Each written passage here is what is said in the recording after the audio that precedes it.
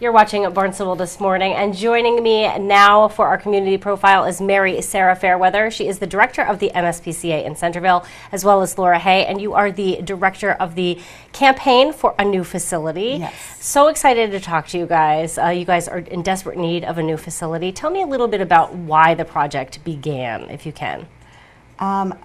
I will say this, I have been with the MSPCA for 9 years, and our building has just gotten smaller and smaller and less efficient and less conducive to providing the great care that our organization wants to provide to every animal that comes through the doors. And the ability to be able to have a new facility has been something that the community's been asking for a long time, so we listen to them. Well, and as we know, this is the only MSPCA facility here on Cape Cod, so you probably get visitors from all over the Cape, is that right? That's absolutely right. We are the only open admission shelter on Cape Cod, which means that we do not ever close our doors to any domesticated animal. The only animals that we are not able to take include wildlife, and that's simply because we don't have a license. But we take all other domesticated animals, regardless of behavioral or health history.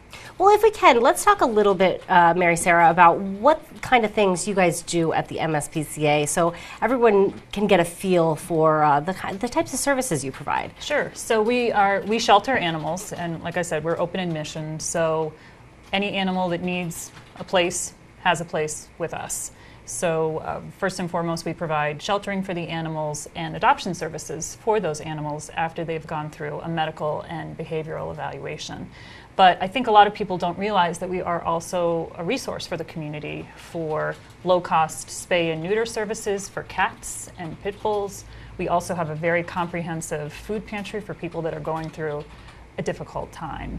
And we also have a growing education program that will flourish in a new adoption center.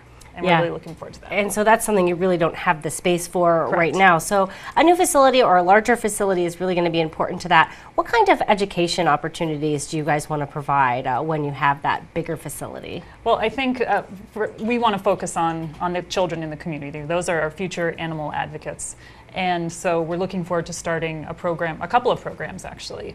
Little Bookworms will be an incredible program for really little kids to come into the adoption center and read. Well, we will read to them a book about an animal, and with a slant towards animal welfare, and they'll also be able to engage with some of our shelter animals. So not only does the animal get rewarded with enrichment with these children, but they also learn something about the animals, and they learn from the book that's being read to them. So we're really excited to start that. Well, and we all know that animals really do lower that blood pressure and sort of their stress reliever. So even for kids, this is a good benefit too, a sort of a win-win for everybody involved there. It is, and we're also looking forward to starting a summer camp.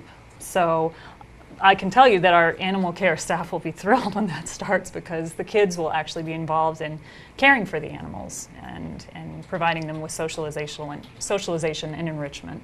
So we anticipate that will start when we have a new adoption center. That is so exciting. Oh no, I mean, the possibilities are so vast.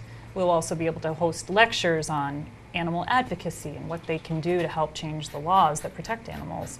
We'll also have lectures on caring for your pet or your cat or your rabbit or your dog or your lizard. Yeah, it really knows. And training and behavior training. Yes. Wow. Which is something we can't currently do in our facility, but our facilities both in Boston and Methuen have expansive programs for training, and several of the programs that Mary Sarah just mentioned as well. So we have a format to follow, and we know how successful it can be. I would think it is the reason you want to add training for animals. Do you think that some people sort of give up their animals when they're having difficulties, and so maybe if we could just get some of the behavioral issues under under control, that might help people keep their pet? You really hit the nail on the head. One of the first questions that we ask people when they come in to surrender an animal is there anything that we can do to help you keep your pet? And sometimes we can help them, but sometimes we can't. And I think behavioral training is key to keeping pets in their homes. And, most people really love their pets and want to keep them.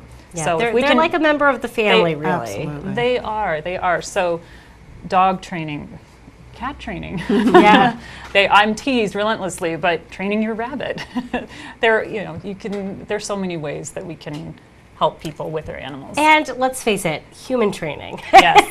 Yes. Because really, when we're talking about animal training, a lot of times we're just teaching humans how to interact appropriately with Absolutely. pets. Isn't that true? Sometimes we just don't have the tools we need to help them. So this is really exciting. You guys are currently raising money. I know you've raised about $2.36 million, but Correct. you still have a long way to go because you're really Yes. looking to get to about $5 million. Right. It's a $5 million campaign. $4 million of that is earmarked for the building process, design, construction, all of the pieces that go into building the new building. And $1 million of that is actually for the endowment. And that's really to sustain the mission of the MSPCA here on Cape Cod for the future. It's an opportunity for us to have income that will help provide the medical care for the animals and, quite frankly, to help keep the lights on. Right. You know, it's Pay the taxes. exactly. Well, and we're fortunate as a nonprofit. Oh, that's true. You probably, so, yeah, that's right. but we do.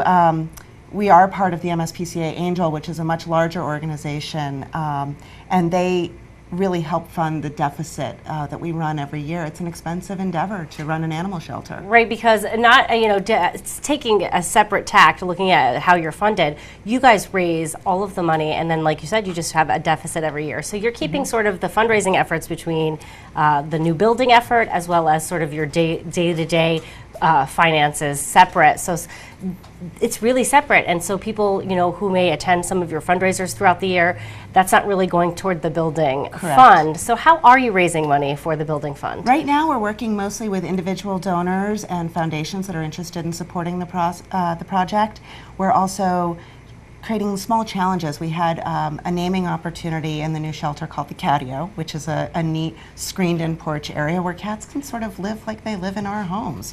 They get some nice fresh air, they get to watch birds, and instead of being an individual naming opportunity, we made a community effort. And for people who want to give anywhere between $500 and up, they'll be featured on a plaque, and that's raised $29,000 for the campaign so far. Wow, that's so it's awesome. a real indication that every dollar counts, and that collectively, it's not, while we would love people to write 6- and 7-figure checks, and we don't turn those away, it really is, this is the community's shelter. This is the community's education center for animal welfare. And every dollar adds up. Absolutely. And every dollar makes a difference. Absolutely. All of the money donated to the building project, it is going to stay right here. Absolutely, absolutely. Everything is earmarked specifically for the campaign. We do keep, like we said, everything separate. So the furry affair, the walk for animals, the polar plunge, all of those community large-scale events that we do support our daily operations, and they're a large chunk of what we raise to support the daily operations.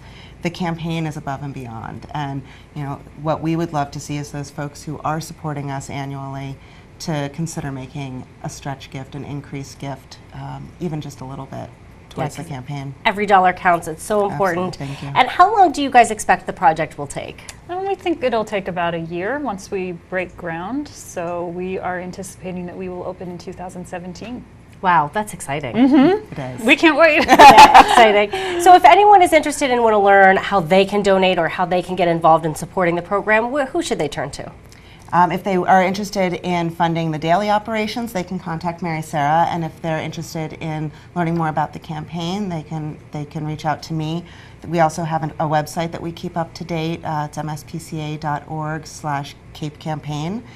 They can also go directly to the donate page if they'd prefer to do that and not learn about the campaign, and that's www.mspca.org/Cape 2016. Lovely. So.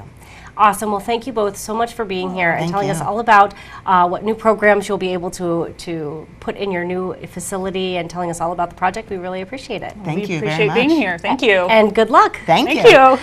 Mary Sarah Fairweather is the director of the MSPCA in Centerville, and Laura Hay is the director of the campaign for a new facility. For Barnstable This Morning, I'm Sarah Mannel.